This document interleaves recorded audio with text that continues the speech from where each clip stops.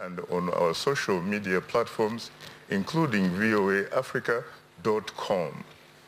Our hashtags tonight are ZimDecides, hashtag ZTN, hashtag election debate, hashtag VOA. Now let's introduce you to our panel, if you haven't recognized them already. Starting with our first panelist will be Mr. Tendai Biti, the MDC Alliance representative, whose MDC Alliance is represented by presidential candidate, Advocate Nelson Chamisa. Good evening, Mr. Biti. And then second, we have Dr. Nkosana Moyo. He is the presidential candidate for the Alliance for People's Agenda, APA. Welcome, sir. Thank you. Good evening. And then we also have Professor Lovemore Maduku, presidential candidate for the National Constitutional Assembly. Welcome to the platform. Thank you. And last but in no means least, Ambassador Chris Muchangwa, representing the ruling party ZANU-PF. He's the presidential candidate for the party is the incumbent President Emmerson Mnangagwa. Welcome. Good evening, Zimbabwe and the world. Now, before we start, just a few rules so we all know how this is going to work. As you know, we have all sat, gentlemen, on various platforms and had discussions before. Tonight, we have a bit of a format that we're hoping you'll be able to follow. What we're going to do is we're going to start by offering each of you 2 minutes in which to speak and talk about yourselves as well as your parties. Thereafter, there will be a chance for you to answer for 1.5 minutes. And then we'll also then, each time that you're asked a question, you will only be allowed 2 minutes to speak at a time. So each time a question comes to you, whether from us as your hosts or from the audience, it will be only 2 minutes in which you can answer. So I hope that we can all adhere to that so that we can get as much covered. We've got many topics we want to discuss with you tonight as we prepare to understand what each of your parties are offering Zimbabwe. So if you can comply, I'm sure we'll get through quite a number of these key issues. And to our live audience tonight, don't forget that we will note your questions as well. As you heard, your first round of questions have already been taken in. And when inspired by what the panelists are saying, we will take a second round that will allow you to bring forward to us, and then we'll bring those forward to them. All the other rules, etiquette, we hope that we can have a very mature and respectable debate tonight. Particularly to our panelists, the gentlemen, we know that sometimes these national issues they sit hard on your hearts, and we don't at all discourage you from being passionate, but we do encourage you to be respectful. And I hope that the audience can adhere to the same. So, let's begin now with our first candidate to give their 1 minute 30-second personal party profile, Dr. Nkosana Moyo. Nkosana Moyo, I'm 67 years old now. I lead APA, the Alliance for the People's Agenda, and I'm the presidential candidate. My working life has been in the private sector, finance in particular, investment banking, commercial banking, and private equity. I would like to think that, and that has been broadly on the African continent, working in the UK as well as in the US. APA is a new party, started last year, when we recognized that our country is not going very far in terms of looking after the interests of our people. We felt something new was required, and what we offer as APA is in our manifesto, which was developed in very close consultation with the population of this country. Hence, the name of our party actually talks to our approach to the politics that we believe in, Alliance for the People's Agenda. In other words, we are driven by very closely listening to what people are saying to us. That's how we developed our manifesto. Our manifesto has got 5 pillars to it. The first one is constitutionalism. And I've jokingly said often that if all of the parties in Zimbabwe had read the Constitution, actually, we should not have wasted money writing all of those manifestos. We should just have put one sentence only. We will abide by the provisions of the Constitution, because our Constitution, although it's not perfect like anything else, actually covers everything we need to do. It covers everything. So constitutionalism. The second issue is that Zimbabwe is a very divided nation. So we need a leader who can unite our country, our population, and form a genuine nation in order for us to apply our energies in a united way to overcome our challenges. So that's the second one. The third one is meritocracy. At the moment, our country is run by people who are selected on the basis of nepotism, cronyism, and patronage. We don't select and field our best team, our best brains. And we, in consultation with the population, have come to the conclusion that if we did just that thing alone, observe that if you want to win, you field the best brains possible, would do very well. Thank you very much, Dr. Nkosana Moyo. And over to you now, Mr. Tendai Biti. Thank you, Veniko. My name is Tendai Biti. I'm a human rights lawyer, a founding member of the Movement for Democratic Change, and now a principal in the MDC Alliance, standing in on behalf of Advocate Nelson Chamisa, who is our leader. The MDC Alliance's thrust is very simple. We want to end and undo 38 years of decay, of collapse, of an indifferent, cruel rule based on patronage and neo-patrimonialism.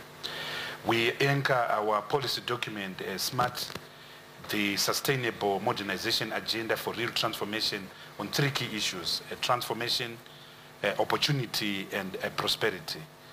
We consider that the transformation of our country is critical. The transformation of the governance culture, the transformation of the governance infrastructure. So we concentrate on things such as devolution, concentrate on things such as dealing with the corrosive agenda of corruption that is in our body politic. We intend to transform our economy. And our key tenet is, number one, to bring back macroeconomic stability in Zimbabwe. Is to build a $100 billion economy within the course of the next 10 years, is to construct an economy which provides employment to our people, given that 95% of our people are unemployed. It is to build a country with a strong social agenda.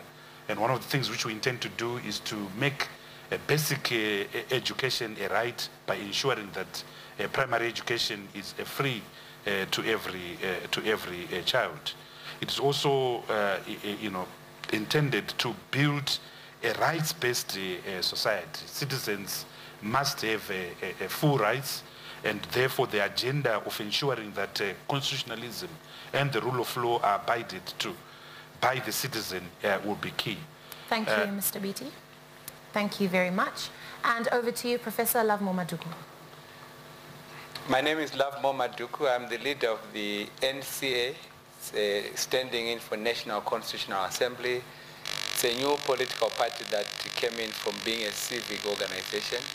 And this is the first general election in which we are participating as a political party with a presidential candidate and several members of parliament. Our aim is to make Zimbabwe a prosperous and democratic country. The NCA's philosophy is empowerment of ordinary people, those that are marginalized and impoverished.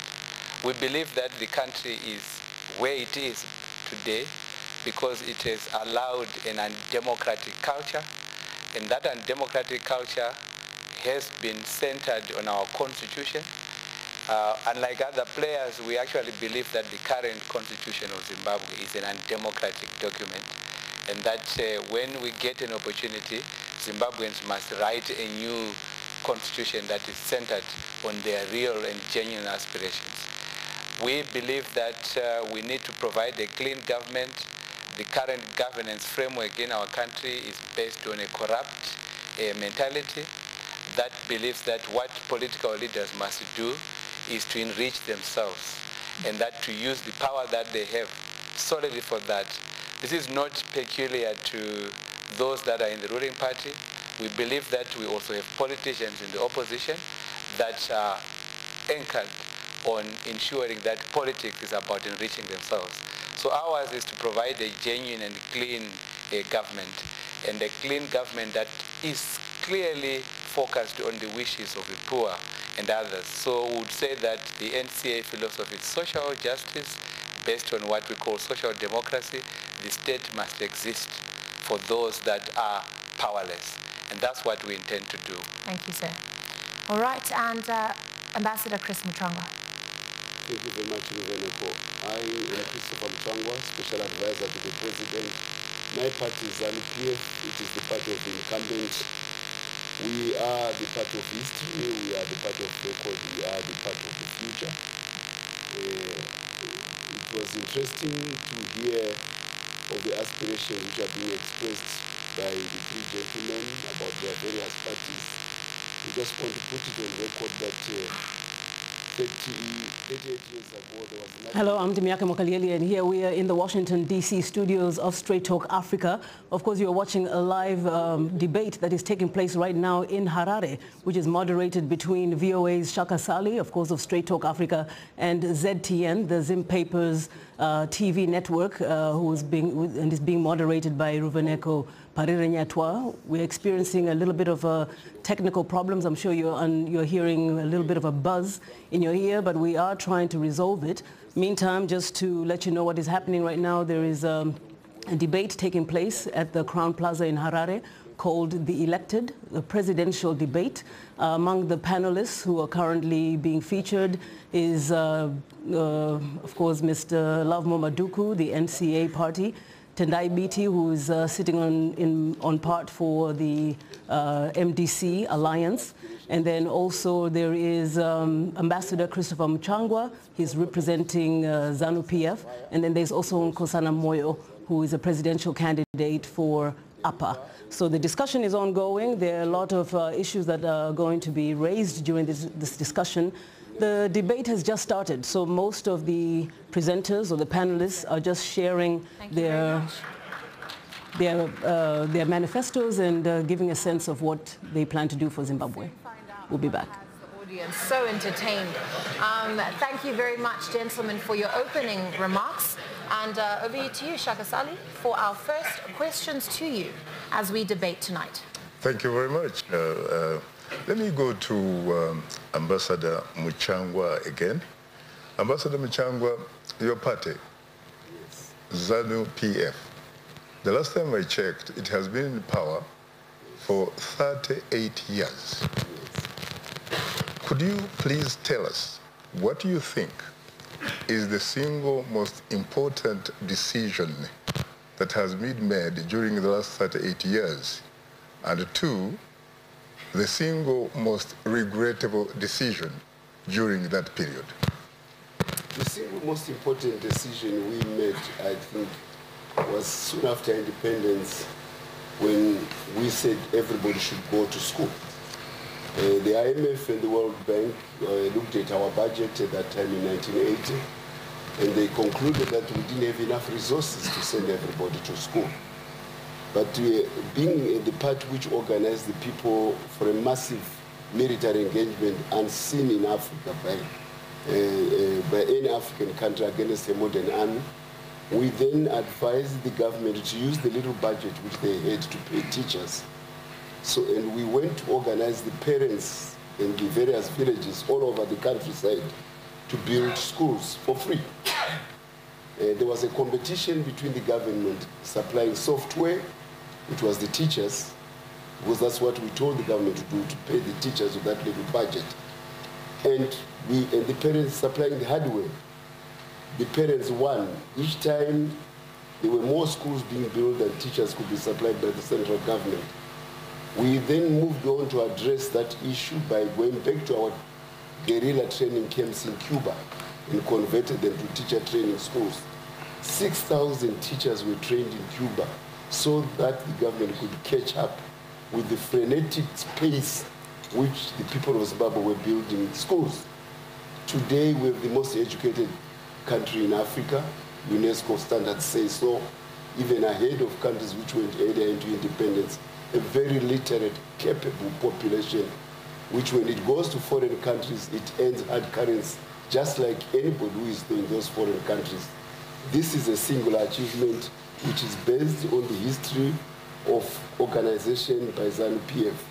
No African country could aspire to do that the way we did it. So sending people, making them be active citizens in a modern globalized society is what we achieved most. The worst decision was the persistence in having a geriatric becoming president until he felt that he could turn this country into a Mugabesia, like Rhodes had done. Rhodes had turned this country into a Rhodesia. Mugabe wanted to turn it into a Mugabesia. And obviously, we, the war veterans and others, we had to challenge that. And we delivered the change which the other parties had aspired to and failed over a period of time. So Thank you, Ambassador. Thank you, Mr. Ambassador. Thank you. Just a reminder that when we, as your hosts, interject, we are not being rude in any way. We did outline the ground rules that your questions will be given 2 minutes to answer, and any follow-up questions will be given 1 minute to answer. So please do comply with us when we do stop you. It is because your time is up. Coming to Professor Maduku. Right. What about you, Professor Maduku? What would you say that so far, during your private life, what would you say has been the single most important decision? And what about the single most regrettable decision during your public life?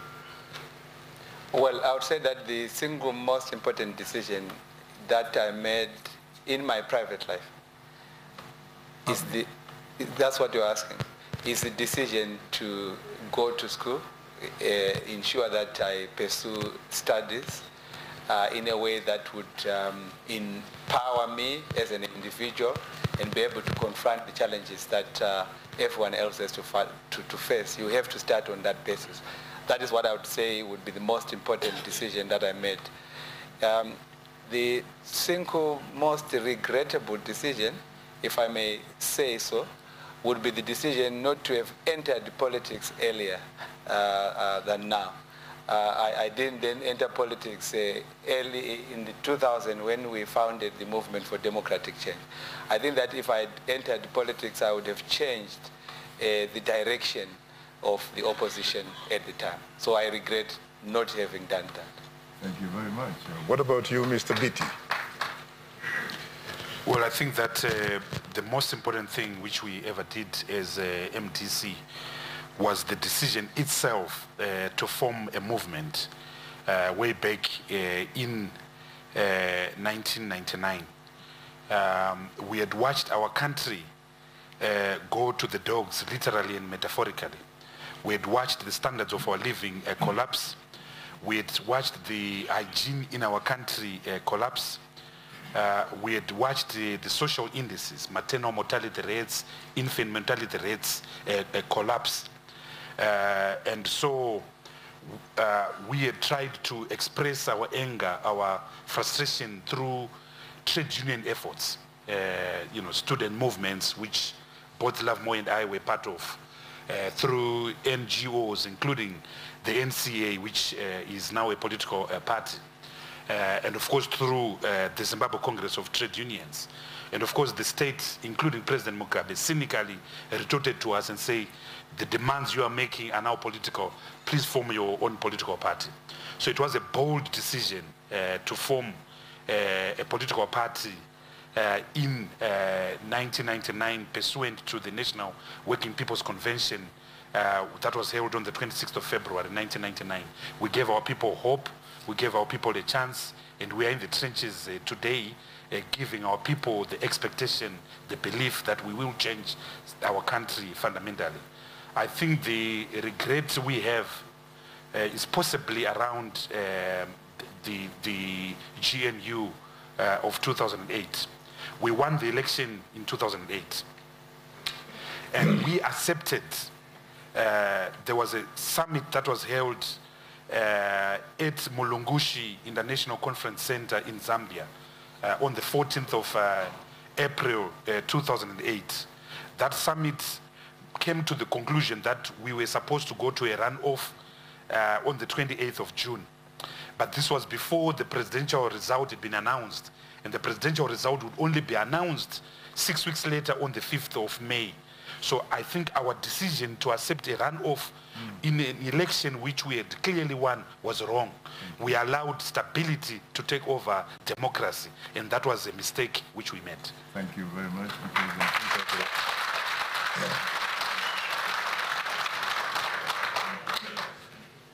What about you, Dr. Moyo? So the best decision I've ever made, I don't know whether you are aware that in year 2000, I allowed myself to join a ZANU cabinet. I was invited by the president and agreed to join. I was not a member of the party. I think it's the most important decision I've ever made because it allowed me to see the beast from inside. So when I listen today to ZANU people talking, I know how they function. It's not theory. I've got first-hand experience of how incapable they are.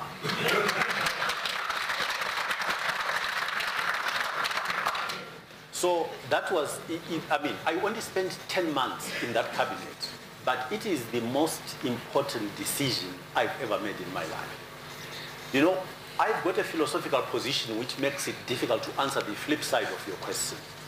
In my opinion, there is no single bad decision I've ever made, because every decision I've made has left me wiser and more aware of the world around me. So even things that have appeared to be hateful, that were painful, actually have left me a better person. So there is no bad decision I've ever made. Even those that have hurt me, they've been good decisions. Thank you very much. Coming back to you, gentlemen, on another point, looking at the landscape we're in now, we have elections on the 30th of July, on Monday. And some of you as parties have objected the operations of the Zimbabwe Electoral Commission. Some of you as parties have not. Coming first to Mr. Tendai Biti, as the MDC Alliance, you have been making the headlines and you have been the loudest voice in opposing the Zimbabwe Electoral Commission. First question would be, are you ready and are you participating in Monday's elections? Second question would be, do you accept the outcome of the elections, whatever that outcome might be? We are definitely participating in the election on Monday. There's no question about that. It's good. But there is no doubt that the Zimbabwe Election Commission is a captured institution. There's no doubt that they have not been partial. There's no doubt that their conduct and operations have been uneven and unequal. We are going into an election on Monday, but there's been no agreement and no transparency around the ballot paper. In normal countries, there has to be full disclosure on the ballot paper, its status, its traceability, its security, where is it coming from, where is it going to, the distribution. That basic elementary issue has not been disclosed to us. We are going into an election on Monday. Up until now, ZEC has not allowed and provided to political parties a voters' roll that complies with Section 23 of the Electoral Act. And Section 23 says they've got a duty to provide free of charge a voters' roll in searchable and analyzable form. And now they are creating this fiction that we cannot disclose the biometric voters' roll and the biometric features because your picture is private. But it is not private. It is your vote that is private. So we find that totally absurd. We're going to an election on Monday when a few weeks ago, there's been massive abuse of postal voting. Postal voting was designed for a few people in diplomatic missions. Now it has been converted into a full-scale election. So, notwithstanding these issues, we will participate in this election. There is the second part of your question is clear. People of Zimbabwe have spoken and are speaking. You have seen the massive turnouts of people at our rallies and meetings. Zimbabwe is ready for change. And I think it is going to be unacceptable that you create an outcome that is not consistent with the election as the election is taking place right now. So we will not allow a situation where procedural uncertainty is used to create a predetermined outcome. We will accept the genuine and legitimate feeling and expression of the people of Zimbabwe. And our prayer, Ruveneko, is that we've been voting for 38 years, we've not elected. We hope that on Monday, the 30th of July, we'll vote and elect. Because the consequences for our country will be drastic. Thank you very much. Coming to Ambassador Muchangwa on the same topic of the Zimbabwe Electoral Commission, the ZANU-PF party has been loudly silent on any discrepancies that are in the Zimbabwe Electoral Commission. The question would be, do you find any? And what then as well in terms of an outcome would you accept and not accept? Well, we come from the premise that ZEC is an independent commission which is set up by Parliament, and parliamentarians who included the MDC were the ones who were instrumental in setting up ZEC, including the selection of a judge who at that time actually enjoyed a lot of favor with them. They are now finding issues with that judge. It is their quarrel between themselves and that judge. Where ZANU-PF comes in as a party which has got responsibility for law and order and the smooth running of the country is when a party decides to go extra constitutional, extra legal into the challenge of ZEC. They can quarrel as much as they like with ZEC. And being good lawyers, and Mr. Biti is a good lawyer, so is Mr. Chamisa, and so are many others in the MDC. You know, good lawyers take their cases to the judges. The good lawyers don't take their cases to the people in the street.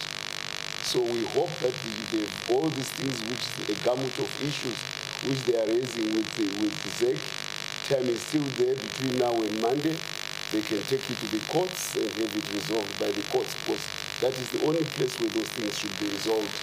As far as we are concerned, they are making Judge Chigumba a candidate for this election when she is not on the ballot box. I don't know how they can campaign to their electorate or to their voters when they are not focusing on President E.G. Mnangagwa and many other candidates, and they are trying to focus on Judge Chigumba. She will not be definitely on the ballot box. So they are missing the wood from the trees. That's what we can say about them. And on the outcome, sir? Hello? On the outcome of the elections? We are happy with the outcome of the election, whichever way it comes. You know, it's the people of Zimbabwe decides in a vote, and the issue about Monday is people voting, putting their axis on whom they want to be the leader, and that is according to the Constitution, which we worked together with the MDC as the main political parties. Took it to the whole country. There was a referendum.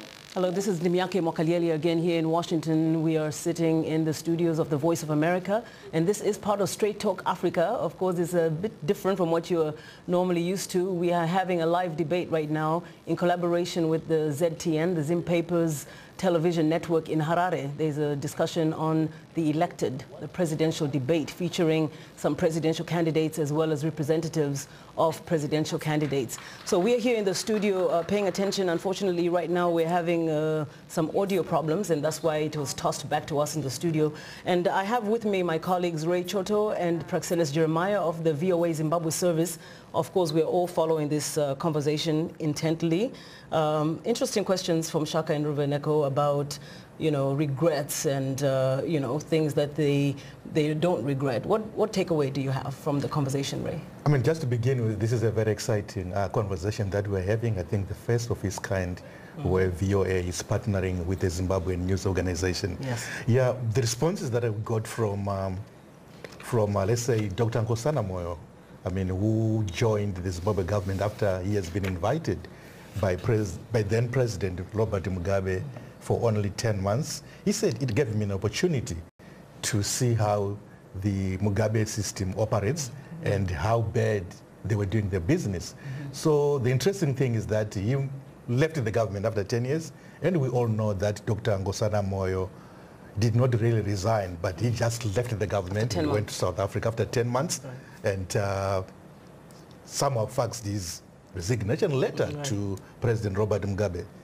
An interesting observation there. We go again to Love Momaduku, who talks about having had the opportunity to go to school, to get educated, and also to be at the forefront in terms of forming the National Constitutional Assembly, which then gave birth to the Movement for Democratic Change, but regrets that he did not join the Movement for Democratic Change when it was formed in 1999. And we go back again to Mr. Biti, who talks about the GNU in 2008. Did you find that revealing, what he revealed about the Mulungushi Center and the decision that were made there for them to actually... I think for some of our listeners and viewers today, it could be something new, but I mean, because we've been reading and studying, we are quite sure about what really happened at Lubumbashi.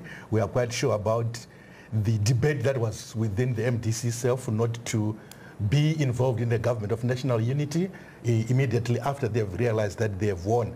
They won the parliamentary votes, but in that election, the MDC did not win a popular vote in 2008 in the first round, but it did win the majority of parliamentary seats. And it's an issue we keep hearing recurrently. Of course, it's very unfortunate that the man at the time of the 2008 elections, the late Morgan Tsvangirai, is no longer here. Precisely. And it's I guess many would consider it quite regrettable that, you know, here's maybe another chance for MDC, do you think, SPJ?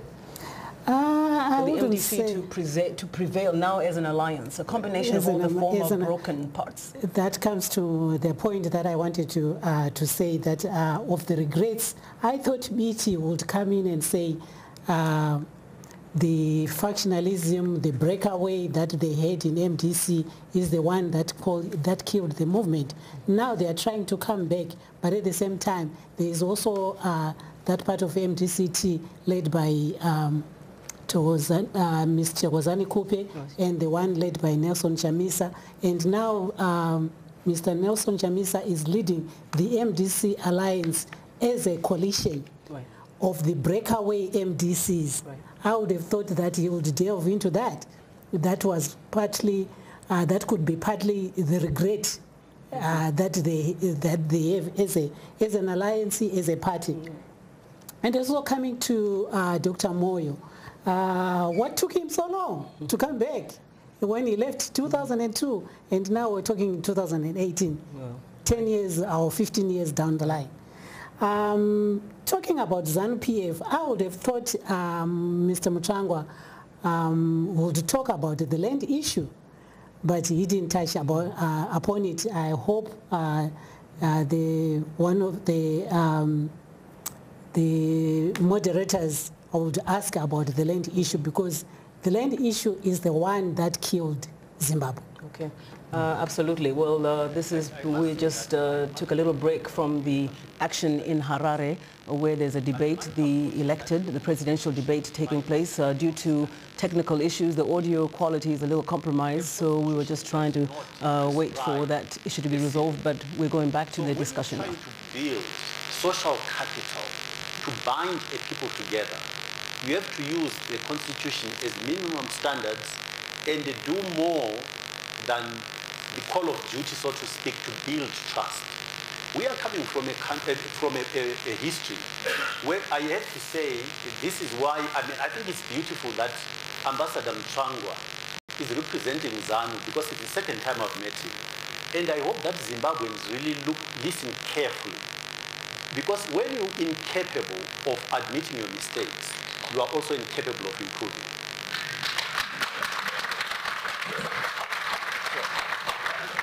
So the issue of the Constitution, there are countries that have got no written Constitution.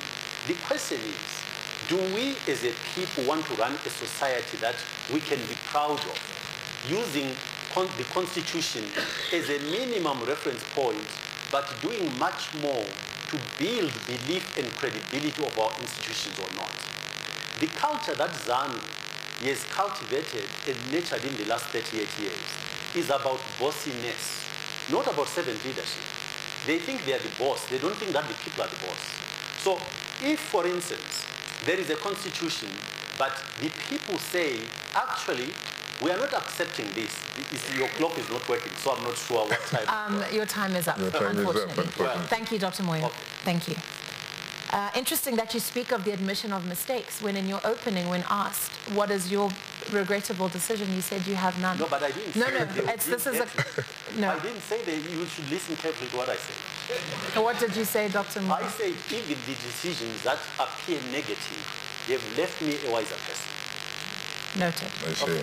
All right, let's move to our next round of questions. What we'd like to do, gentlemen, in your answers, we can sense your body language as one candidate responds, another one fidgets, frowns, and scowls if need be, sometimes smiling and nodding.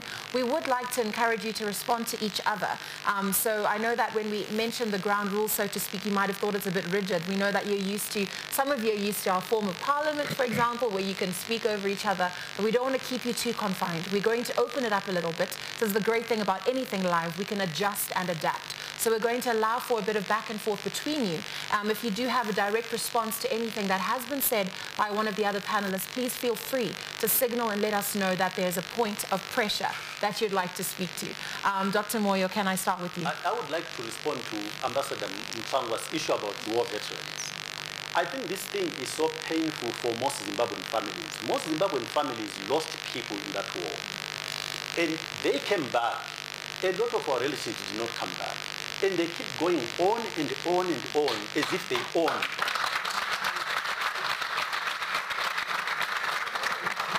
I think it's regrettable. It's really totally unbelievable that they can go on the way they do. Yeah? Okay, what we will do, I hope I haven't created a monster in allowing you to respond to each other, but I'm going to allow for the same format. Our lights, if the audience can also help me be the judge, there are two white lights right now above the monitors on the screen. When they go red, it means your minute is up. So with your help as the audience, we will be conducting that. But please do allow each speaker to have their minute before interjecting, if possible. Thank you. Dr. Moyo, I'll allow you to finish your point. The people, the war veterans who are alive and are back here, looking after themselves and claiming monopoly over the revolution, are totally misguided. This whole nation went to war. They know that. And most of our people did not come back. And they are not reaping the benefits that they are monopolizing today. And I think it's unforgivable that they're doing what they're doing. And I think they ought to be a bit more humble to understand they are lucky because they came back. A lot of our relatives didn't come back. And I think it's so unacceptable that they go on and do what they're doing today. They've hijacked the revolution, and they are alive. They are lucky to be alive. We lost relatives who've totally forgotten, and the revolution has been hijacked. Thank you. Ambassador. Plain hogwash. This is what's it. Plain hogwash. This is my generation. Equally smart as I was, we never made a decision to go and fight. I went through that when I was a university student. I know the people who died. They were my colleagues. He is now trying to want to speak on their behalf when he was a coward. This is unforgivable on his part. You don't speak about an issue which you didn't participate when you had reason to participate. Period. And anybody can harm whatsoever wants in this room. You did not participate in that war. Give those who fought in that war the prerogative to talk about it. People were organized by the war veterans. It was a painful exercise. It was death every day of my life doing that. And I'm now being given lectures by people who were not in that war. I will not accept it. On behalf of those who... In any case, it's not going to be repeated. It's not like going to school and we're saying I repeat another class. It was done and it was done the way it was done. I don't want to listen to nonsense. Thank you, Ambassador. I think I'm going to come to our other two panelists on this point and just broaden it a little bit beyond just the issue of war veterans, because there is a culture of politics in Zimbabwe where there's a question right now, especially I'll speak for my generation, where the question becomes, are our leaders leading us to a politics and a Zimbabwe that is best for the Zimbabwean, or is politics so individualistic? where everybody has their hurts, as Ambassador Mchangwa was talking about. Everyone has their vision, not to take anything away from that, but I'll implore the other two gentlemen to guide us away from just about war veterans and speak more holistically, because some generations cannot identify with a war veteran, for example. So first with you, Professor Maduku. I must say that I absolutely agree with what Dr. Moyo said, and that it's important that we emphasize that this country is not every day about the liberation struggle. I think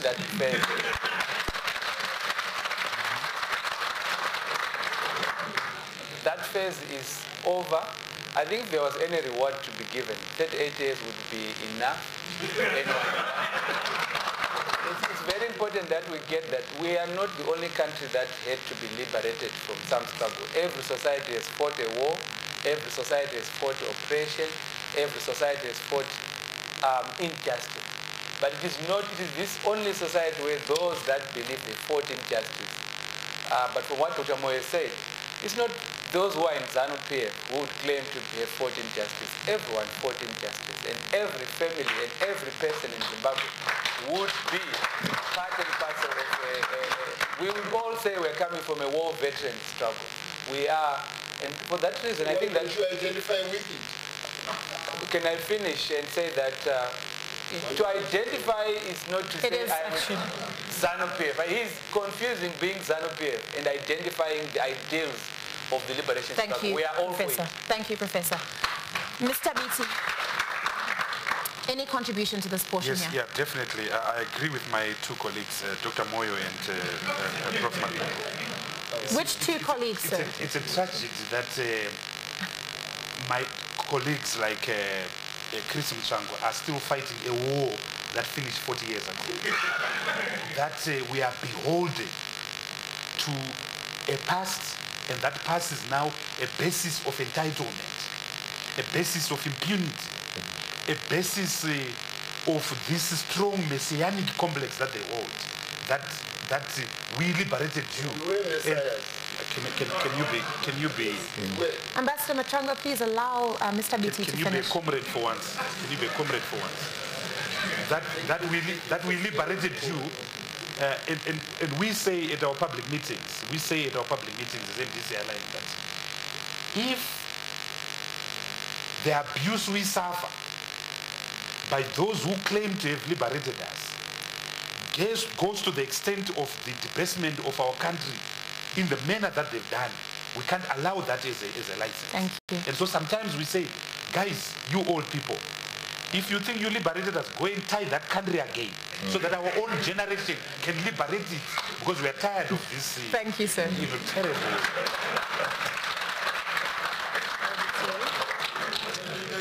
I guess Talk is cheap. Thank you very much. Thank you, sir. Thank you. I have You are only a war veteran by accident of history. Mr. Biti, Mr. Biti, please. By accident. Mr. Biti, sorry, if we don't contain this now, if we don't contain this now, Thank you. Fighting black oppression, which is more vicious than white on black oppression. Thank you very much, gentlemen. If we don't contain this now, this debate won't be progressive. All right, I'm going to hand over now to my colleague. Shaka Ssali. Yeah. If you could take our conversation in a different direction, but along the same lines, because clearly it seems from our panelists that there is an issue. It is evident, if we could just get some order in the room, it is evident from our panel that there might be a need for national healing, peace and reconciliation. So I'll hand over to you now. Well, of course, you all know what happened at least around 1983 in Matevele land. You call it Gukurahunde? Gukurahunde. Yes. Please allow for the question to come. Thank you. Do you think, for example, that there is need for national reconciliation, that you have really to come up with policies that are designed to bring about, a sort of healing, really, when you think about it? Because as I talk to people, people keep talking about the events of the 1983. You, in Zimbabwe, you border with a country that went through something called Truth, Justice, and Reconciliation, south of the border, south of Limpopo.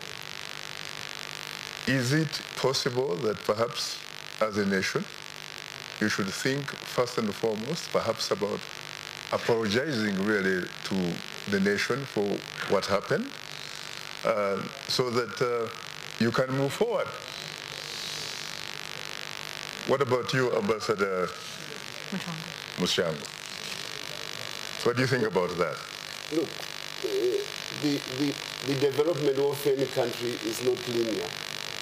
In the process, certain decisions can be made, and some of them can be actually wrong decisions, and they can be painful to a country.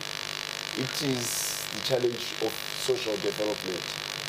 And in the instance of what you are talking about, certain things happened amongst the people of Zimbabwe, and it is a painful chapter, of course, from that aspect. But look, let's look at it in the other context. The Truth and Reconciliation Commission in South Africa was about a colonial and anti-apartheid process. Here in this case, it's about the people groups falling out of each other. And these are the painful processes, mistakes which any country could make, which should be avoidable. And once they are made, then they become part of the history of that country. The Americans had a civil war, a terrible civil war, soon after their revolution a couple of decades after their revolution in 1773. That was a mistake on the part of the Americans. But they are a United Nations today, and America is a democratic nation. So there's nothing wrong with people looking at where they've gone wrong and coming to processes where they come to consensus or to healing about that process. But there's also everything wrong about trying to rub salt into old wounds and revive old wounds persistently. Because you see, if we start in 1983, others would say let's start in 1965, when the country was thrown into a civil war by Rhodesian actions. So it's a country which has gone through very painful stages of its history. We would want to avoid such mistakes into the future. But let's not try to use the past as a means to build grievances against each other into the future. That is not nation building. Unfortunately, time is not the best ally. What about you, Professor Maduku? Do you think that there's a need for national healing, a need for closure, really? Yes, I think that I need to emphasize that issues to do with national healing have to start from the factual position. Is it an issue or is it not an issue that there was Gukurahundi? It is an issue. Because it is an issue, we cannot avoid it. It has to be confronted. So first is to recognize that the Gukurahundi issue is an issue.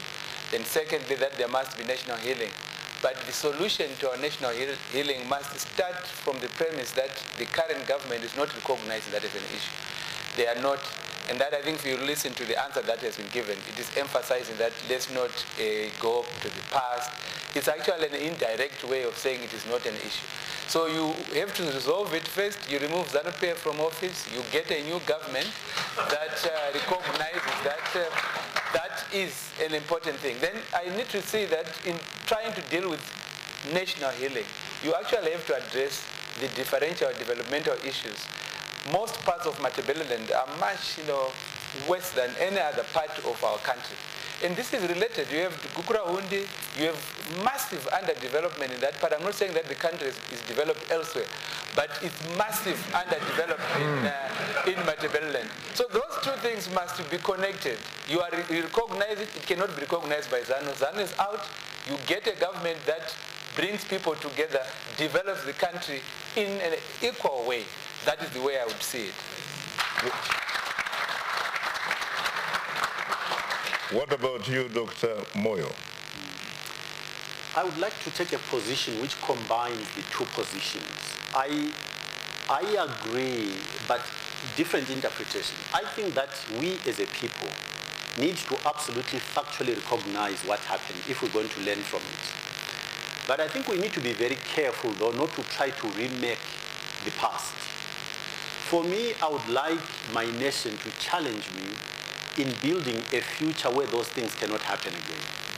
There are only 24 hours in a day. So I think it's important to understand how you deal with the past and what you learn from it in order to build a different future, as opposed to being retrogressive and getting caught up in the past. So it's a bit of a combination of the two answers. Mm-hmm. We have to be factual, we have to recognize what happened so we can learn from it and then use it to build a different future. Very interesting. Now, Mr. Biti, in most African countries where groups came to power through successful liberation struggles, you find that people who are in power tend to either feel or behave in a manner that you would characterize, frankly, as having a sense of ownership. And this is not limited to Zimbabwe. Zimbabwe, as a matter of fact, you, yes, used the AK-47, but eventually you had elections in 1980. But you have never changed government since then, since April 18, 1980. There is a president in East Africa who went through a liberation struggle, and he says, my army, my money, my oil. And I also recall that Zimbabwean President Robert Gabriel Mugabe at one time said, addressing to the then British Prime Minister, Tony Blair, he said, Tony Blair, keep your Britain and I will keep my Zimbabwe. The question is really, who is the owner of Zimbabwe? Are Zimbabwean citizens, meaning they owe allegiance to the state, and therefore they have constitutional rights, inalienable rights, in fact, birthrights? Or are they subjects who have no rights but can be granted privileges by the individual they basically owe allegiance to? That could be a king, an emperor, or a presidential monarch. Who is the primary stakeholder of Zimbabwe? Well, quite clearly, the primary stakeholder has to be the people of Zimbabwe, the Wananchi, the Walalahoi. But regrettably, that has never been the case. We have remained a captive state, run by coercion, run by capture, and run by corruption. And that is why, for the past 20 years, we've been in the trenches trying to, through democratic means, to have democracy in our country. And it feeds into the discussion on war veterans which we have had, that we have a group of men and women who believe that by virtue of them having participated in the war of liberation, they own this country.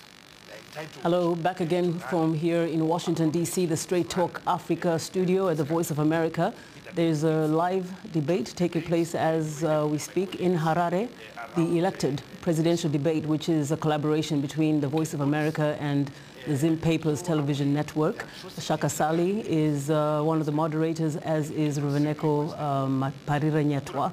And here in the studios of the Voice of America's Straight Talk Africa show are my colleagues from the VOA Zimbabwe service, Ray Choto and Praxedis Jeremiah. And we're also trying to weigh in on the discussion that is taking place so far away. I think we do wish we were there.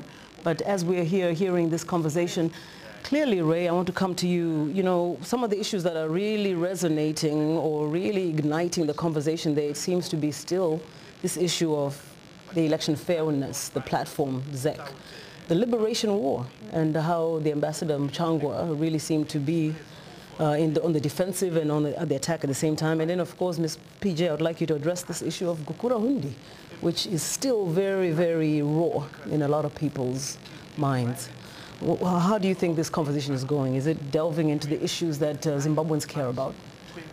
Basically, Miyake, it's quite an interesting conversation. Unfortunately, I think time is not enough, really, to get into all the issues that have to be debated. Yes, we have had arguments from Mr. Mtrangwa, being a war veteran, and also, Mr. Biti saying what he's bringing to the discussion here is something that should have been dealt 40 years ago. I totally agree with you. Coming back to the Zimbabwe Electoral Commission, we've had complaints from most of the opposition parties who are participating in this election, and we haven't had even one single complaint from ZANU-PF. And people start asking, why is it that ZANU-PF is not complaining? And we also look at that it is ZANU-PF through the president of Zimbabwe, who is President Emmerson Mnangagwa, who appointed the chair of the Zimbabwe Electoral Commission, Justice Priscilla Chigumba. But of course, also we know that he appointed, but obviously it had to go through a process which was pretty democratic. The judicial commission had to weigh in.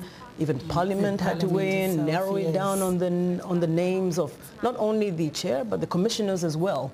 So that is always a resonating issue about. So the fact that he makes the final decision on who is the commissioner or the chairperson, does it really make it a ZANU-PF choice? At the end of the day, I think we need to understand the legal processes that are involved in picking the commissioners.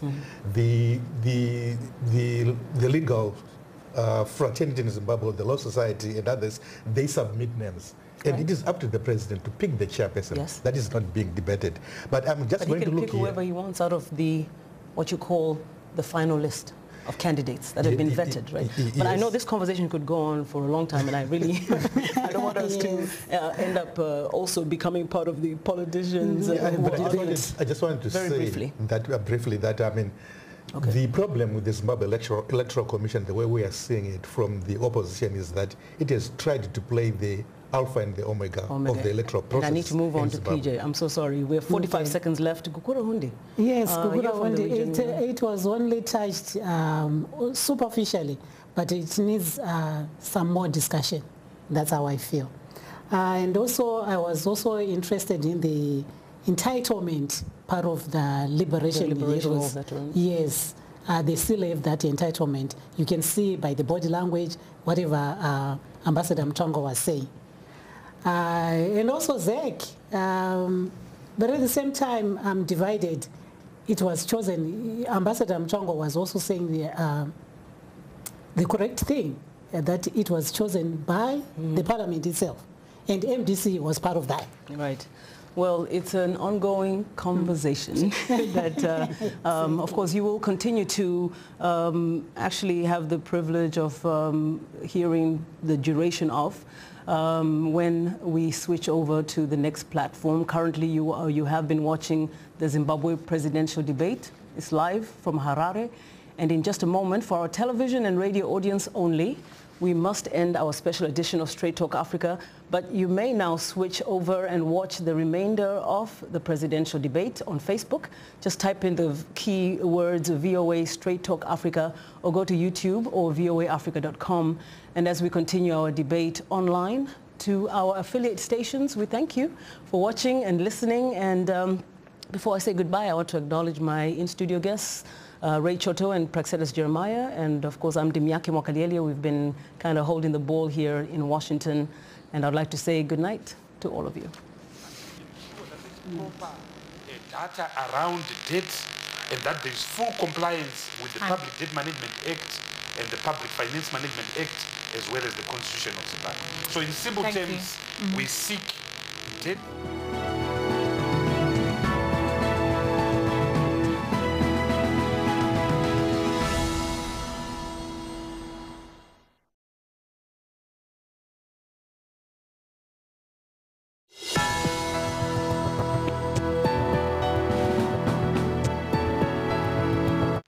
End our special debate edition of Straight Talk Africa, but you may now switch over and watch Straight Talk Africa on all our social media platforms, including voaafrica.com as we continue our debate online.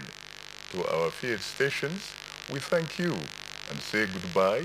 And remember to get better, not bitter Zimbabwe, and let's keep the African hopes alive. There you have it. And now we continue, but farewell to our television audience as noted, and some of our radio audiences, but we do, as we said, encourage you to continue with us on social media. So now we continue with our debate on that point, as we were going to take the comments from our audience and continue right in that and allow for each of you to respond. Thank you to Mr. Biti. We know that you're going to need much more than 2 minutes to speak on our economy. In fact, all of you, I noticed Ambassador Mutrangwa shaking his head profusely on some of the points that you were making. Please, may I give you the opportunity to rebuttal that? What we develop is capital. It's not debt. If you can get investment into a country which outweighs all the debt which is talking about, then you move forward. This debt of Zimbabwe, they talk a lot about it because it is steeped in the Bretton Woods institutions, which have never developed anybody in the last 60 years since they were established. IMF, World Bank, this and that.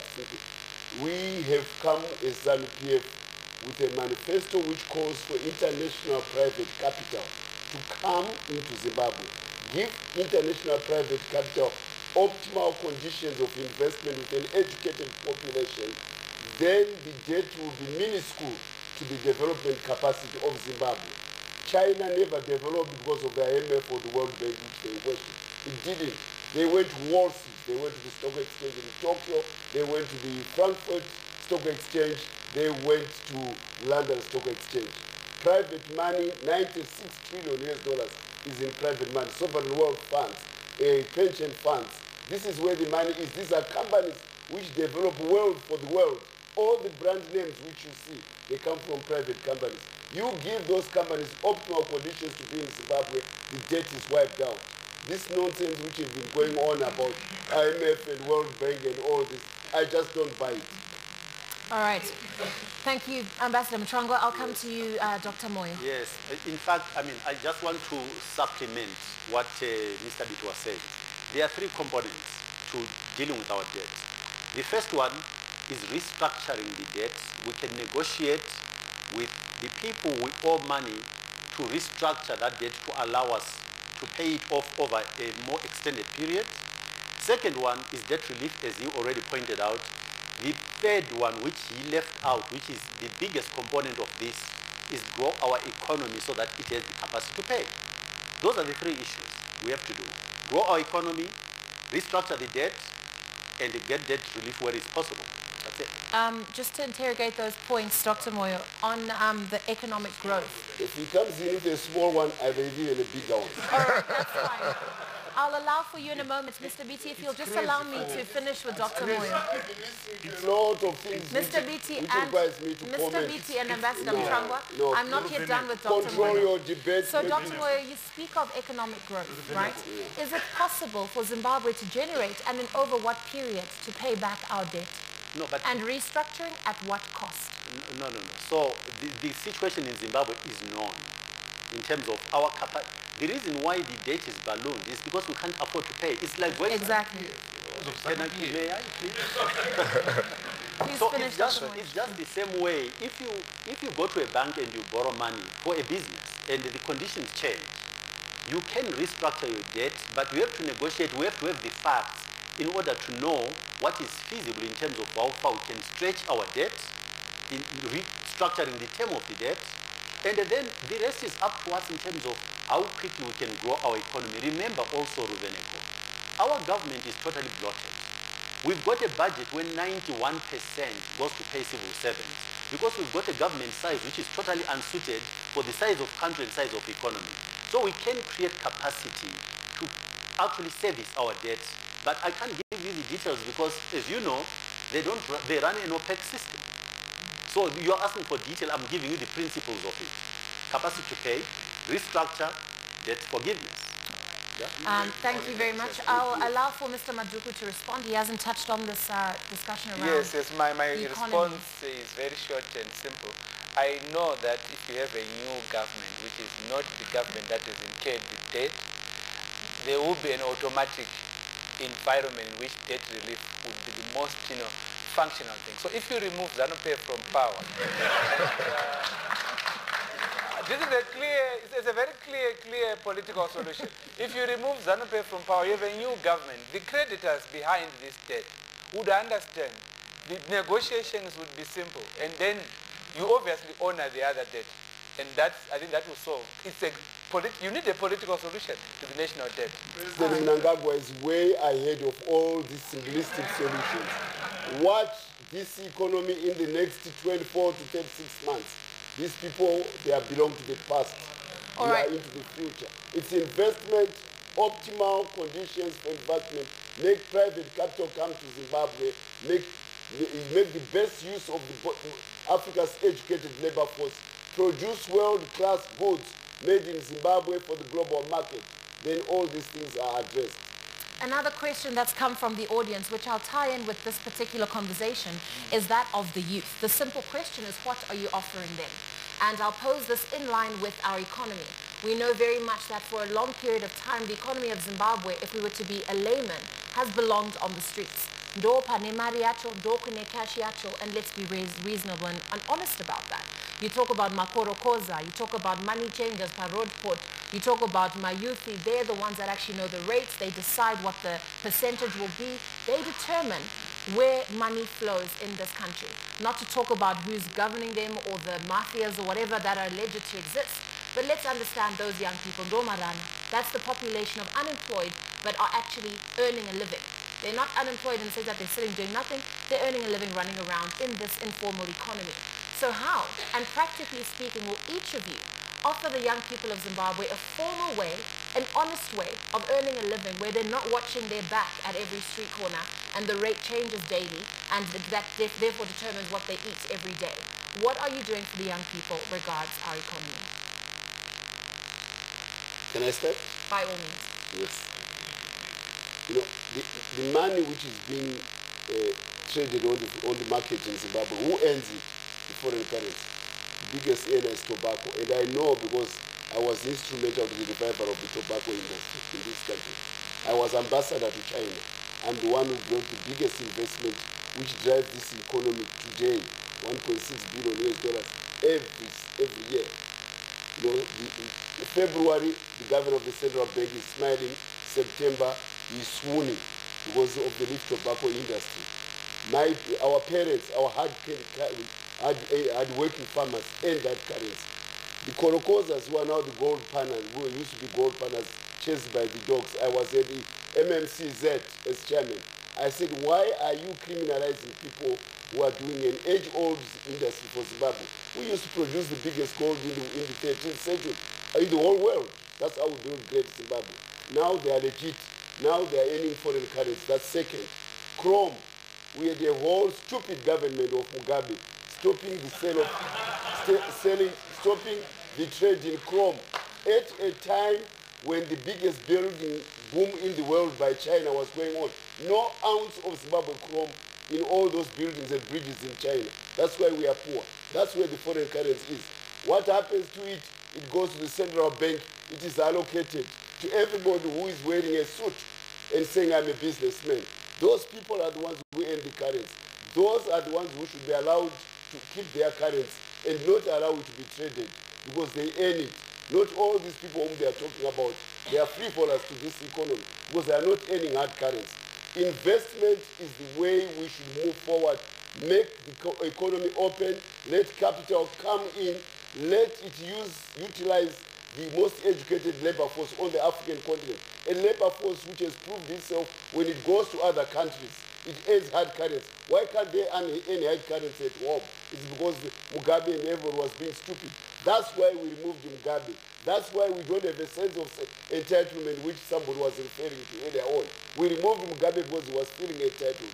That's why we don't listen to people who aspire.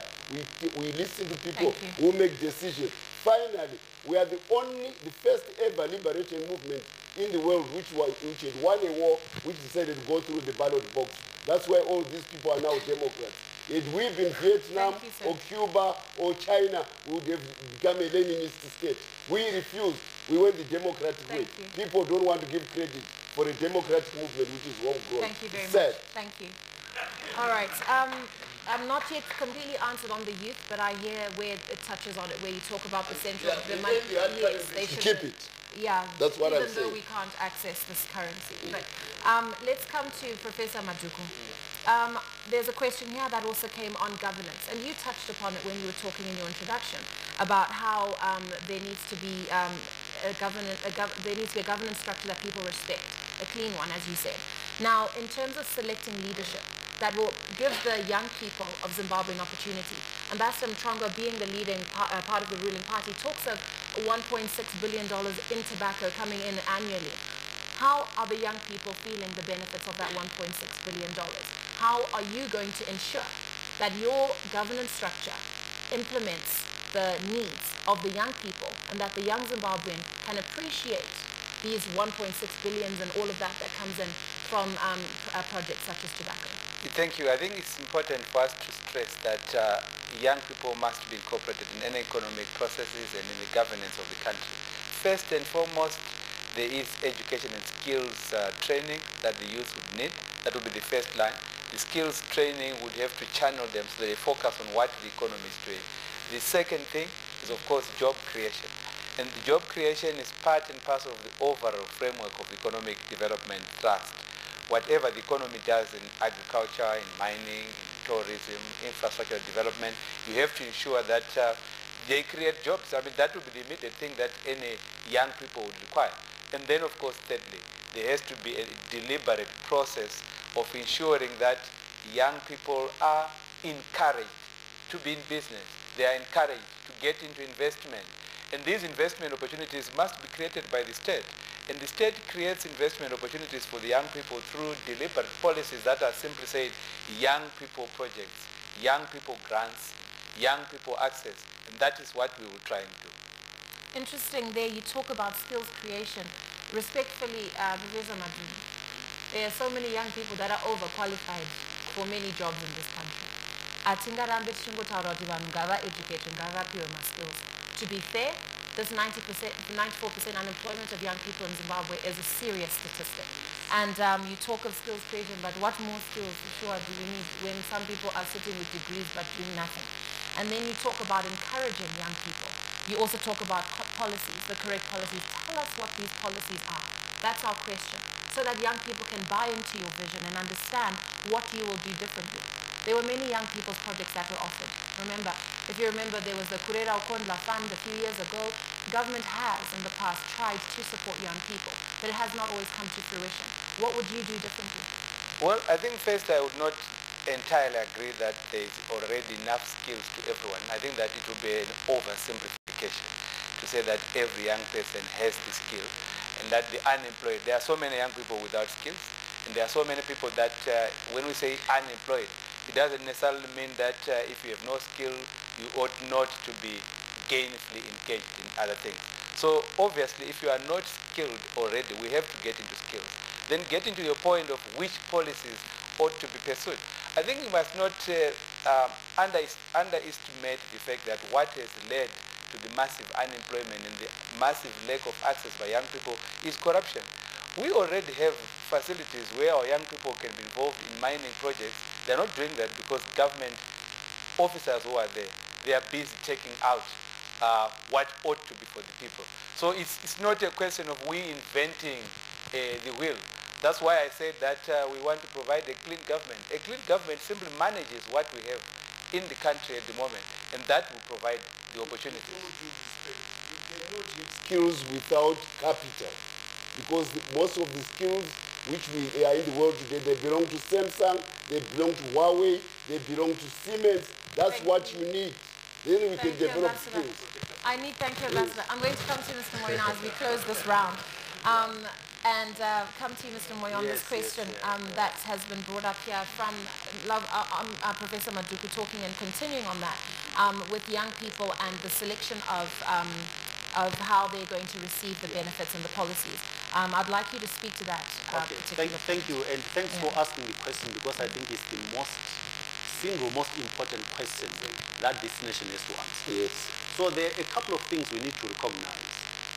ZANU has run a country for almost 40 years, and I've been around the country talking to young people. Most of the 40-year-olds have never worked. They actually don't know what work is in terms of employment. The damage is unbelievable. So our challenge is not just providing them gainful employment. It's rehabilitation, how you get them into a state of employability in the first place. Huge issue. But on the gainful employment side, let's not just look at being employed. There is entrepreneurship on the one side. So government has to put in place facilities to support entrepreneurs in terms of capitalization of their ideas. So that's one component. The second component is industry reestablishes and gears up. We need to take, because that takes time. It will take anything 12 months, 18 months, even 24 months for industry to re-establish themselves. In that time, we as a country have to come up with social programs to literally rehabilitate young people who are on substance abuse, prostitution, all of those things. We've got huge social damage. So we have to put in place social programs for national service, in my opinion. Not military, but social service, to help them come away from the habits that they developed and prepare them for employability as industry ramps up. That's what we have to do. But in that time, to support the prof here, Professor Maduku, theoretical training, theoretical qualifications are not the same as skills. So during that time, we have to consult with the people investing in this country where they need skills most. And so in the time of rehabilitation of the youth, we then have to put in place programs to make them ready for employment, imparting skills in that time. Thank you very much.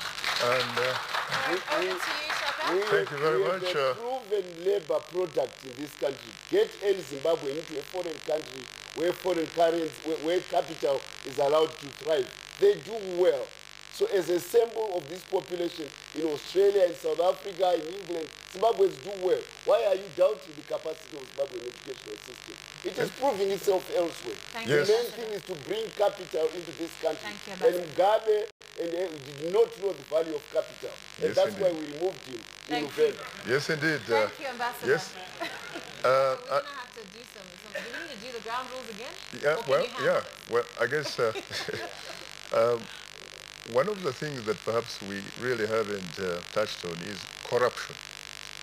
And Ambassador Mchangwa, you rightly said that one of the single most important decisions that your government, your party has made is education. Education, and you're right. You are obviously one of the few countries in Africa, and in fact globally, when it comes to education.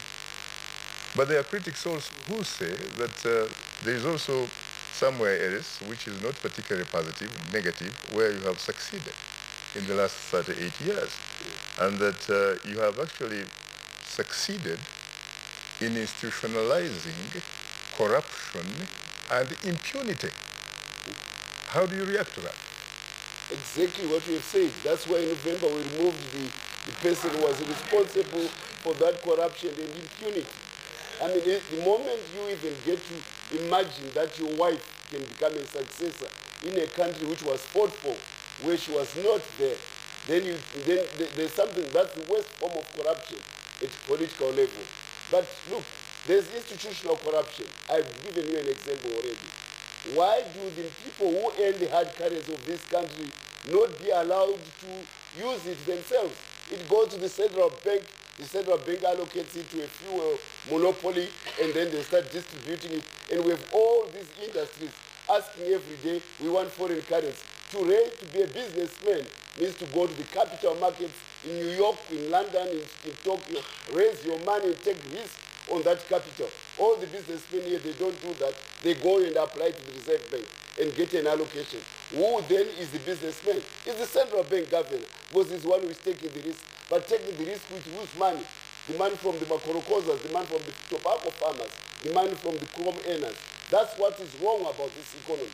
People who want to buy fuel, they should go and get their money on the market, not go to the central bank. That's what institutionalizes corruption. People don't challenge it because they all have this Rhodesian economy in their heads. Most of these people, we comrades, we those who fought in the war, we look outside the box. That's why we change governments. That's why also we want to change the model. That's why we removed Mugabe to change the economic model which was doing. And you are going to see the results with our new government. I am not going to be bothered about all this IMF nonsense and all that stuff. We make Zimbabwe ideal for private capital, let investors come, give them the optimal conditions, make the best use of Zimbabwe's skilled labor force, educated labor force, produce world-class goods made in Zimbabwe for the global market, make Nike feel at home in Zimbabwe, make Siemens feel at home in Zimbabwe, make Huawei feel at home in Zimbabwe. Then you get skills. Then you get not training skills. How do you train skills? Mr. Ambassador, in an economy which has never been growing. Unfortunately, you never have skills. You get skills from those who have acquired. Time is We've not done well on the global market. Thank you. Thank you. Sorry. Can I just make an observation? Yes, please. The ambassador here is not aware that most serious global businesses will not come into this country unless we've got a relationship with the IMF and the World Bank. That's not true. That's not true. Yeah, well, that is simply not true. Let me come in. Wrong education from the Western countries. Professor Maduku, I think he has a point. Professor Maduku, you obviously heard what the ambassador said about corruption, and he was very, I think, good enough, at least to admit that his party, frankly, has been on the wrong side of the corruption issue. But what about also those who say that if you talk about corruption, the mother of corruption, in fact, happens to be electoral injustice. And that unless you deal with these electoral injustice, you will have no moral authority to fight these other symptoms of corruption. Yes, I think I agree. Let me first say that from listening to Ambassador Mtangu, we must be clear. You cannot say that President Mugabe was running a one-man or a one-person government. And that once you say that, once you describe Mugabe we removed Mugabe. We know what was wrong with him. Please. Come on. Order, Mr. Ambassador. This thing has been recycled the whole night by everybody here. You were once a soldier and you said it to us, you know, for a soldier, the key is discipline. Yes. It's not... The main thing about democracy is not to be bombarded by three people on the same question the whole night as if they are in an inquisition. This is the same argument repeated by everybody, of the three of them. Well, Can I proceed? I think, please. let me proceed. Yes, he has please. repeated his main point from point one is to say we removed Mugabe. And then to distance the administration of President Mnangagwa from the administration of President Mugabe. That cannot be. It's not possible politically, it's not possible legally, it's not possible in any way. They are part and parcel of the same. So in saying Mugabe failed, then let the people choose on Monday. Let the people choose on Monday. Please. They will decide on what you are saying. Well, we Mr. have Ambassador, to, please. so I would say that the issues related to electoral theft or electoral malpractices is correct. It is something that has to do, from our perspective, it is a huge project. It's the difference between us and others has been the ZEC issue. The issue here, let's go to resources to do an election, for example. You get the current president, who is the candidate, using helicopters to address 15 rallies in a day. You get the rest of us driving in America does the same thing. UK does the same thing. What's new here? That's not true. But that's where everybody was incumbent. If you do, you have to pay for it. You have to pay for it from your party pocket. No, everyone who's incumbent uses incumbents to be in charge. No. May I complete now that? We get everybody who is walking in the street who wants to be a candidate. He wants a helicopter. You see, Mr. Ambassador, you are right like everyone else really to be entitled to your different types of opinion. Let's talk about things which but certainly not your different sets of facts. Yeah. But surely you have to You're making this argument frivolous now. Please.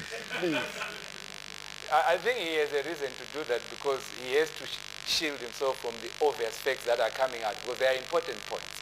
That yes, you cannot have a situation where you have a completely unbalanced environment, and then the reason why he keeps on saying let's wait for Monday, he knows that they are using a completely unbalanced So framework. don't participate then. Why are you talking about democracy if Please on let me Monday you don't believe in the election? Please let me finish, We Mr. haven't reached Ambassador. that. We are participating in the democratic process to build So our respect country. the rules. We will not give up in our struggle to get this country more democratic. But we are just... so for that reason, it has to be addressed. That framework, they do not have the moral authority. I think that will challenge. It will be very clear that you cannot divorce the administration of President Mugabe from the administration It's not that true. is We are currently not there. the same. And that when we say 38 years, and he has not denied We removed that, 38 years in November. We did. I won't be You able didn't. to continue because Thank you. Thank you very much. Yeah, you know, you repeat Now, the same thing over and over Mr. again. Beatty. We removed him. You Mr. didn't. Beatty. All of you failed. And even if we give you a chance, you still fail because you have never done anything to achieve anything in your life. We did. Mr. Ambassador, please. Gentlemen, just a Please. reminder, Ambassador Mtrangwa, we do not in any way shun your passion for the country and what you need to say. But I must reiterate that everybody in this room is passionate. The fact that they left their homes and their jobs to be here means they're passionate about their country and they want an equal opportunity Then to hear you from don't all the disparage. Then you candidates. don't disparage the passion Ambassador of the Mtrangwa, others, particularly if it Mtrangwa, is steeped in pain.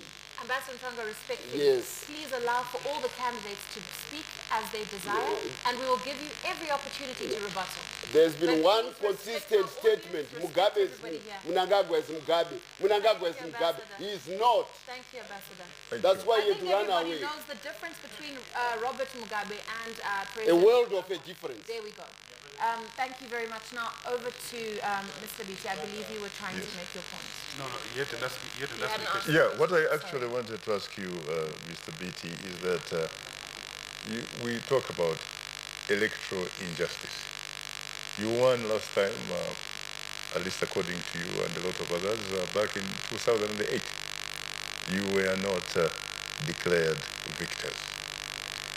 You subsequently had an election in 2013 and you lost that election, at least by every indication. And you're going to be competing in another election next week, and yet you do not actually seem to have respect, or you don't seem to have confidence in the Zimbabwean Electoral Commission. I'm sure you are aware of a very, very intelligent man by the name Albert Einstein, who once said that if you continue doing the same thing over and over again, expecting different results, it must be insanity. Are we talking about political insanity here or electoral insanity? Well, you cannot blame the victims. We have been the victims of electoral fraud. Zimbabwe, since independence in 1980, we have had an average of an election in every 4 years. We had about 12 elections, but none of those elections have delivered. But it's not unique for Zimbabwe. It's the story in Africa across board. Most of Africa. We are victims of an electoral authoritarianism, a process where you go through normative electoral processes, but substantively there is no change, and the system is designed to reproduce the odious rule of the status quo, of the incumbents. And that's what we go through in Zimbabwe. In most developed countries, in most open societies, elections are fraught with the outcome uncertainty. You don't know who is going to win. In captured places like Zimbabwe, you don't have outcome uncertainty.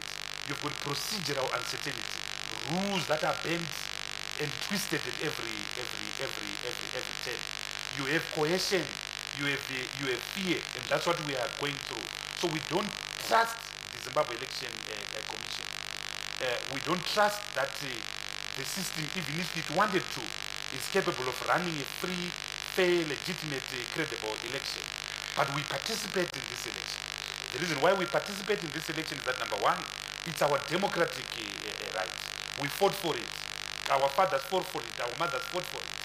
The key essence of the liberation struggle was one man, one vote, one person, one vote.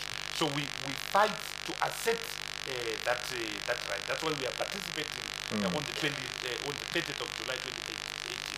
But I want to say that you keep on asking about doing the same thing. In the past, we've rushed to courts when they've stolen the election. This time around, we will be in the streets, and this time around, this country will not be governable. Very interesting. Dr. Moyo. Dr. Moyo, the Zimbabwean Electoral Commission has promised a credible election.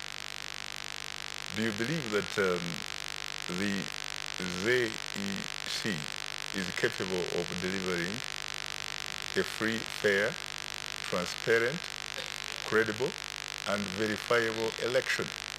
Or is it going to boil down to an election result which probably does not reflect the will of the people, but probably reflects the will of the people who count the vote or the individual who announces the result? Okay. So I'm going to try and combine your previous question with your current question. The simple answer about ZEC is that they're not credible. All their behavior says to you, it's flashing red all over the place in terms of their behavior. So there is no credibility whatsoever. But I think what we should not make a mistake about, however, is that it does not follow that they will get what they want simply because they behave this way. Zimbabweans have also wised up in terms of how to try and protect the result. Firstly, the numbers that are registered to vote are significant. And if more of these people who register to vote turn up and vote, playing around with the result becomes more difficult. Not impossible, but more difficult. There are a couple of things which we also need to notice about what is different now compared to the previous elections, because you asked that question. What is ZANU this year? There are many of them.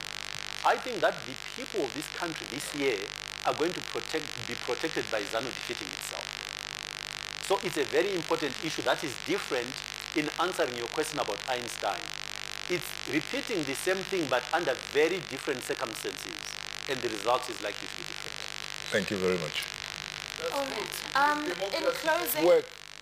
In closing, we'd like to offer you your final words as we conclude our debate this evening, and I'll just direct the key points that we'd like you to touch on. Mr. Biti, I would like to come to you on this one.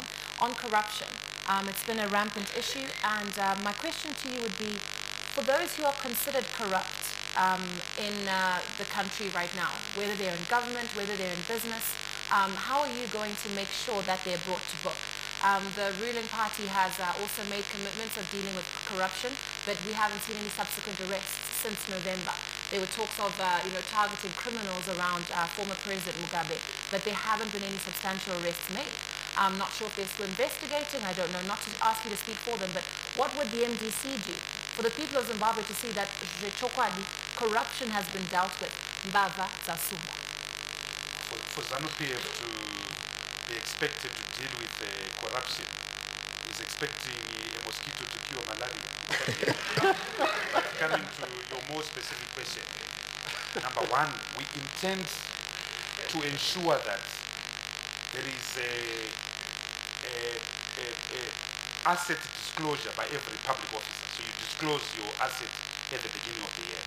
We intend to make the prosecution department, the NPA, very strong, very independent, so that they can make independent decisions on prosecution. We intend to empower the Zimbabwe Revenue Authority with power to conduct lifestyle audits. You see people building houses on mountains which scientifically it is impossible to build because they've stolen our diamonds and so forth. So we intend to empower the Zimbabwe Revenue Authority with power to carry out audits, lifestyle audits. Number four, the biggest corruption that has taken place in Zimbabwe is diamonds. We intend to set up an international judicial commission of inquiry over the theft and loss of our diamonds in the past 5-6 years. Number six, we intend to strengthen the Anti-Corruption Commission. By its very nature, it's supposed to be an independent commission, a Chapter 13 commission. We intend to strengthen it. But most importantly, we want to create incentives against corruption. One of the reasons why there's so much corruption in Zimbabwe is because it's a dysfunctional economy, it's a dysfunctional state. Build a functional state with the jobs, with investment, with full employment, and you reduce the incentive for people cutting corners and people taking crime into their own hands. Thank you. So building a functional state will be key. Thank you, Mr. Biti. To you, Dr. Moyo, your campaign has been called by some quite elitist in terms of how you launched at the Meikles Hotel last year and how you subsequently dealt with your campaign not doing mass rallies, not doing giveaways, but speaking with people one-on-one. If you become president, Dr. Moyo, how are you now going to engage with the masses? So it's actually very interesting, Ruveneko, that you think that not holding a rally is elitist. I have met more ordinary people than any of these people because I've gone to the people. I've not called them into a gathering. I've gone to where they are and met them in their circumstance. That is not elitist. So I will continue to meet people the way I'm doing now. When I become president, when, not if, when I become president, once a month, unannounced, I'll turn up in some part of Zimbabwe to continue to engage with the Zimbabweans in their lived reality. Because that's the only way you can manage a system. You have to experience it, you have to know it, not live in some ivory tower. You have to travel the roads, not pave the road to your house. You have to travel on the roads that people travel. That's what I will continue to do. Thank you, Dr. Moyo. All right, and to Professor Maduku, you are known for your strong defense of the law. Is a revised constitution top on your agenda if you become president?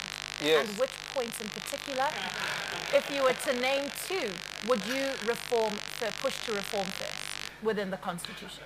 Yes, I'm sorry that I had almost No gone problem. before you had finished. Yes. In fact, that is the topmost. In fact, that is the reason, a main reason why we decided to become a political party. We believe that the main problem here in this country is the concentration of power in the hands of the president. In fact, you should link it to the question that you posed to Tendai earlier on to deal with the corruption. Here, my experience in this country is that the corruption has been on the basis of protection by the president. We got President Mugabe out, and then we have a new president. Currently, even when you get to, there are people that are surrounding the president that I think they would deserve to be arrested, but they are surrounding the president. So the problem we have is a constitutional framework that whoever becomes president will on day one become powerful because of what the constitution provides. And that you have to deal with. Imagine now that before we had president, you thought it was about Gushungo, but immediately you got President Mnangagwa in his ED and everything else. Everything's around. And that is my biggest passion, that we must allow Zimbabweans now, they are wiser with what we have gone through, to have a new process within 5 years of an NCA government. You will have a real democratic constitution. Thank you very much. And in closing, Ambassador Mtrango, I chose you last deliberately because no one's going to interject you. Ambassador, on the question of the outcome of the elections, if ZANU-PF wins and you stay in power for another 5 years, how?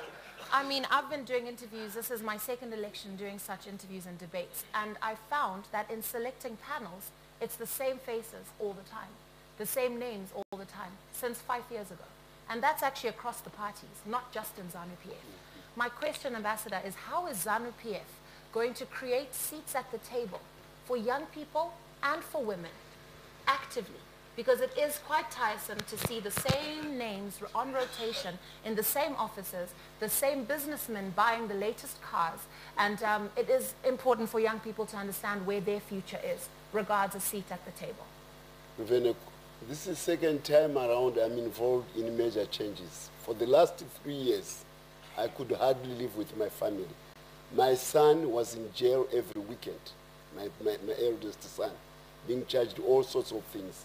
I know the pain of change second time around. When I listen to what I'm hearing about this and that from this group here, I realize they are far removed from the realities of the elections on Monday. And the people of Zimbabwe being much more serious than the political gunmanship, which I'm hearing. They are going to choose the party which is serious, and they are going to be with ZANU-PF. We are given to rule because of the folly and the vacuousness of our adversaries. Young people in November identified with the church, and I was central to that movement. I know where they were. That's why when I called for 2-point-something million people to Harare, they came. There was a vibe. There was a vibe. You know, you see, everybody came. You have never done anything in your life except to grow. So on Monday, people of Zimbabwe will vote, and ZANU-PF will be in power, and these people will be complaining the same way they've done over and over again. Some are fated to rule. I'll repeat my question for young people having a seat at the table. Your own son wanted to run for ZANU-PF, but he did not find that he was accepted by the system because he's a young man. I also had similar problems. We are aware. And that has been a question that came in to say it for your own personal case. But again, this will extend. But what I want to just hear from you as ZANU-PF ambassador, what are you going to give the young people as an opportunity to what participate? I'm trying to say, I cannot put... I went through the process of building, the build-up of an army. There were challenges which are so painful about that process. I've lived with this kind of thing. Nothing is done on a platter, nothing is given free. You have to struggle for it all the time. If you are going to think that something is going to come from somebody, from somewhere, you don't get it. But you got to get, and you got to be in sync with the population. The young people of today of Zimbabwe, they are heavily involved in politics for the first time in 37 years. It's a good sign. And I'm going to encourage that, and even if they become independent or whatever, it's a good thing. It's the vibrance of democracy. I have no quarrel with that. Thank you very much, Shaka Ssali. I think our job here is done. It is. Gentlemen, I'd like to thank you all for taking the time to give us the opportunity to hear from each of you and the parties that you represent. Ambassador Mtrangwa, Professor Maduku, Mr. Biti, and Dr. Moyo. Thank you very much. From us representing ZTN and of course Shaka Ssali representing VOA, it has been a very interesting collaboration to bring this platform together, and we thank all the stakeholders that made this day possible, all the people that participated, to all of you in the room, a very big thank you to you for being here with us this evening. Thank you. Thank you. Please remain seated. On the 30th of July, on Monday, we encourage you all to go in your numbers and vote peacefully. And we wish you all the very best. May the best man or woman win. Thank you. Thank you. Please remain seated as we ask our guests to leave the room and our anchors. Please remain seated as we ask our guests. Oh, God. Please remain seated. Please, sir, remain seated. Please remain seated. Please remain seated.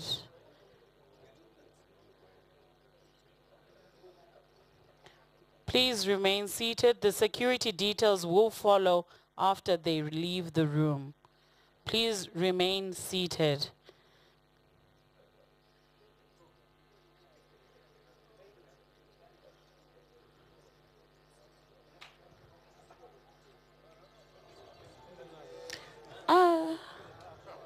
Hakuna nonzwa, please remain seated, Chogwad.